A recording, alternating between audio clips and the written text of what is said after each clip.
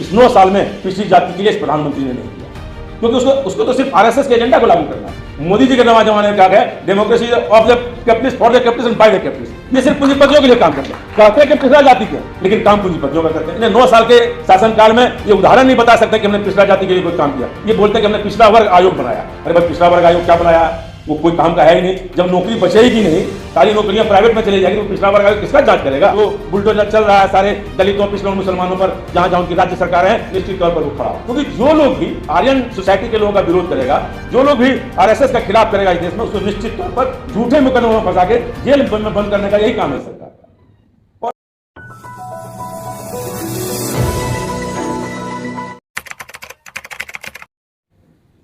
शेफालिका जी, अरविंद जी, हमारे सुनील सरदार जी और तमाम आयोजकगण और उपस्थित सम्मानित बुजुर्गों, बुद्धिजीवियों, छात्रों, अभी का कभी सब हर समय दौर चलता है। अभी पिछड़ों का दौर चल रहा है। श्रद्धेय बीपी सिंह जी ने जो काम इस देश में किया है पिछड़ों के लिए, वो सिर्फ आरक्षण ही नहीं दिया, आरक्षण तो दिया है, उसके साथ साथ पिछड़ों को एक दिशा भी देने का काम किया और पिछड़ी जाति को एक पहचान देने का काम किया। हमारे देश के जो वर्तमान प्रधानमंत्री हैं सम्माननीय नरेंद्र मोदी जी, उसके सारे नेता कहते हैं कि नरेंद्र मोदी पिछड़ा। आप देखिएगा कि आप सुनिए, उसके जो राष्ट्रीय अध्यक्ष हैं जेपी नड्डा जी बोलते हैं नरेंद्र मोदी पिछड़ी जाति के प्रधानमंत्री है। उसके गृह मंत्री बोलते हैं ये पहला पिछड़ा प्रधानमंत्री। क्या बोलते हैं? उसके जितने नेता हैं, भूपेंद्र यादव जी से लेकर जितने नेता हैं, सब कहते हैं ये पिछड़ी जाति का है। और आप जान लीजिए आरएसएस का एजेंडा, नरेंद्र मोदी जी को जब उसको कैंडिडेट बनाना था तो उसने आरएसएस ने कहा कि आप अपनी जाति को पिछड़ा में शामिल कर लो, जो दानी साहब ने कहा, और पिछड़ा में शामिल करके जब 14 का चुनाव लड़ने लगा, बोला मैं पिछड़ी जाति का। ये बीपी सिंह जी का ध्यान है, जो पिछड़ी जाति को कोई पूछता नहीं था, कोई जानता नहीं था, समझता था कि अदर बोगस क्लास है ओबीसी को, उस जाति को बीपी सिंह ने मुख्य धारा में ला दिया। और आज देश का प्रधानमंत्री किसी को बनना होता है, आरएसएस जैसे मजबूत संस्थान को, तो वो भी कहता है ये पिछड़ा जाति है, जबकि आरएसएस का कोई भी संचालक पिछड़ा जाति का आज तक देश के इतिहास में नहीं हुआ है। प्रधानमंत्री जब देख रहा है कि हमारे वाजपेयी जी नहीं बन पाए दूसरी बार, तो उन्होंने अपना एजेंडा बदला। सर संचालक सारे उच्च जाति के हुए, खासतौर में ब्राह्मण जाति के एक को छोड़ के राजपूत हुआ। उसका वो ऐसे मजबूत संस्था को भी पिछड़ा जाति का नाम लेना पड़ रहा, उसका नाम है बीपी सिंह। यही बीपी सिंह की देन है इस देश में। इसने एक ऐसा पिछड़े जाति को पहचान दिया, एक ताकत दिया, उस पिछड़े जाति को कहा कि तुम्हारी आबादी इतनी है, तुम अपनी ताकत को पहचानो।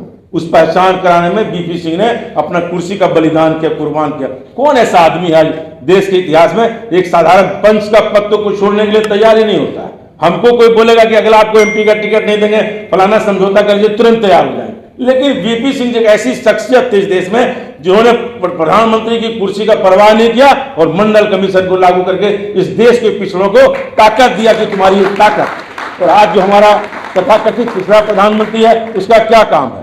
वो सिर्फ पिछड़ों के विपक्ष का काम करता है। एक भी काम इस 9 साल में पिछड़ी जाति के लिए इस प्रधानमंत्री ने नहीं किया, क्योंकि उसको तो सिर्फ आरएसएस के एजेंडा को लागू करना है, पिछड़ा का कोई काम उनको नहीं करना। और सारी नौकरियां जो पिछड़े जाति की है उसको सबको प्राइवेट में दिया जा रहा है। सारी नौकरियों का जो चाहे वो सबसे बड़ी संस्थान जो रेलवे नौकरी देने वाली है, उस संस्थान में तो सिर्फ कॉन्ट्रैक्ट पर बहाली हो रहा है।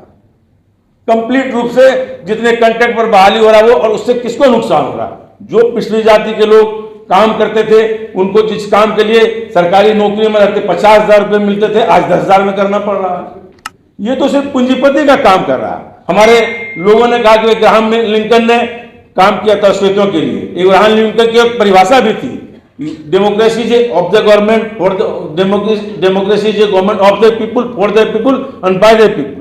मोदी जी के जमाने में कहा गया democracy of the capitalist for the capitalist and by the capitalist. ये सिर्फ पूंजीपतियों के लिए काम करते हैं, कहते हैं कि पिछड़ा जाति के, लेकिन काम पूंजीपतियों का करते हैं। एक भी यदि जो पिछड़ा जाति का लोग सरकारी नौकरी में रहकर 50,000 रुपया तनख्वाह पा रहा था, प्राइवेट नौकरी में उसको 10,000 मिल रहा है, ये किसका नुकसान कर रहा है?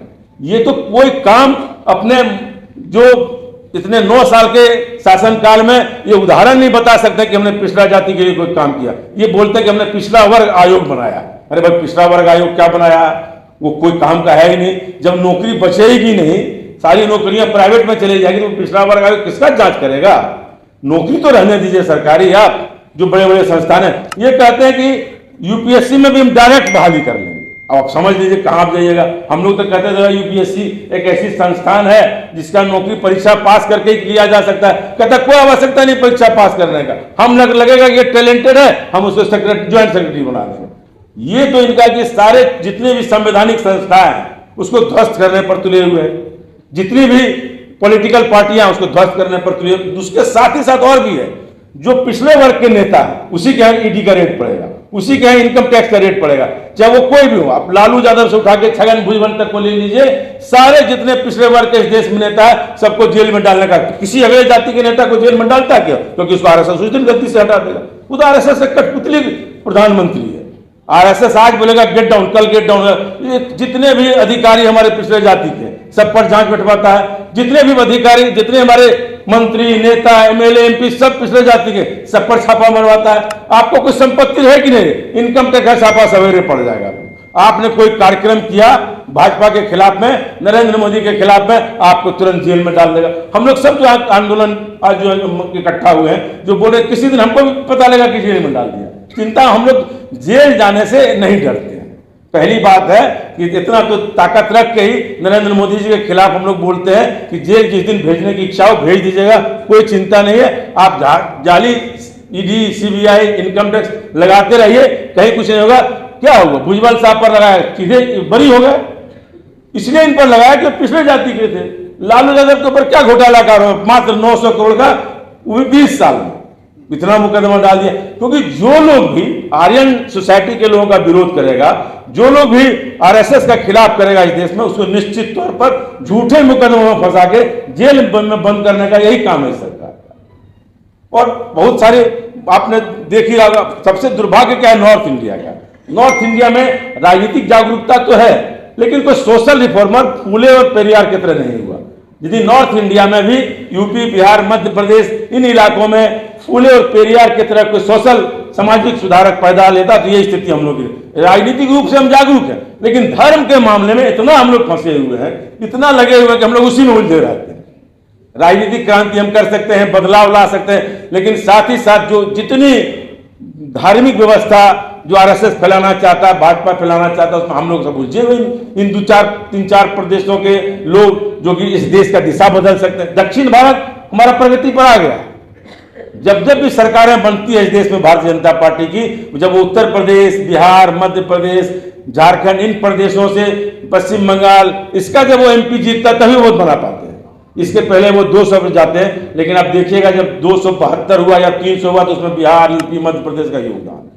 और जब कुछ देने की बारी आती है, ये पूरा ये ईस्टर्न इंडिया और नॉर्थ इंडिया को कहां सब गुजरात ले जाए, कहां महाराष्ट्र ले जाए, सारा चीज। और अब तो महाराष्ट्र को भी बात करके सब गुजरात ले गए। अब तो महाराष्ट्र के लोग भी आंदोलन कर रहे हैं, ये सब अब गुजरात ले गए। ये साजिश है। ये सिर्फ पूंजीपतियों का काम करना चाहता है। ये सिर्फ तथाकथित पिछड़ा है, घोर पिछड़ा विरोधी। ऐसा पिछड़ा विरोधी प्रधानमंत्री हो नहीं सकता है। यदि बीपी सिंह जी आज जीवित रहते, निश्चित तौर पर जो बुलडोजर चल रहा है सारे दलितों, पिछड़ों, मुसलमानों पर, जहां जहां उनकी राज्य सरकार है, निश्चित तौर पर वो खड़ा हो। इसलिए लोग बीपी सिंह के प्रति श्रद्धा रखते हैं। क्यों कोई श्रद्धा रखेगा? क्योंकि बीपी सिंह जी स्वर्ण जाति में पैदा लेके पिछड़ों का काम किया। तो स्वर्ण जाति क्यों उनका जयंती मनाएगा, क्यों उनका जन्मदिन पर याद करेगा? वो तो कहता कि आपने हमारे साथ अन्याय किया। जो पिछड़ा जाति के हम लोग हैं वो भी भूल रहे हैं। यदि आज अंबेडकर को शेड्यूल्ड कास्ट और शेड्यूल्ड ट्राइब्स के लोग आज नहीं करते तो उनका भी आरक्षण संभव है। पिछड़ा जाति का आरक्षण, पिछड़ा जाति का अस्तित्व तभी बन सकता है, बच सकता है, जो काम बीपी सिंह ने हमारे लिए किया है उसको हम हर साल उनके जन्मदिन पर याद करें। तभी लगेगा कि नहीं पिछड़ों में कोई एकता है। आप देखिएगा कि पूरे देश पैमाने पर बहुत कम जगह बीपी सिंह के जयंती पर लोगों को याद किया जाता है। क्योंकि सब तो जाति कुंवर सिंह का बना लेगा, सबका सिख बोला कि जोगी रहेगा, पूरा भीड़ रहेगा, राजपूतों का आज नहीं रहेगा। इसलिए हम पिछड़ा जाति के जो लोग इस देश में है उसको जागना पड़ेगा, समझना पड़ेगा। और जो आने वाला समय है उसमें मजबूती के साथ जो वर्तमान सरकार है उसको उखाड़ फेंकना पड़ेगा। नहीं तो ना आरक्षण बचेगा, नहीं देश बचेगा। ये सारे चीज को समाप्त करके पूंजीपतियों के हाथ में देने का काम करेगा। इन्हीं चंद शब्दों के साथ हम आपको बहुत बहुत धन्यवाद। बीपी सिंह के प्रति हम लोग यही श्रद्धांजलि है, उनके बताए हुए रास्ते पर चलें, उनकी कुर्बानी को याद करें कि उन्होंने प्रधानमंत्री का कुर्सी छोड़ के आपको मंडल आरक्षण दिया है। इन्हीं चंद शब्दों के साथ जय हिंद।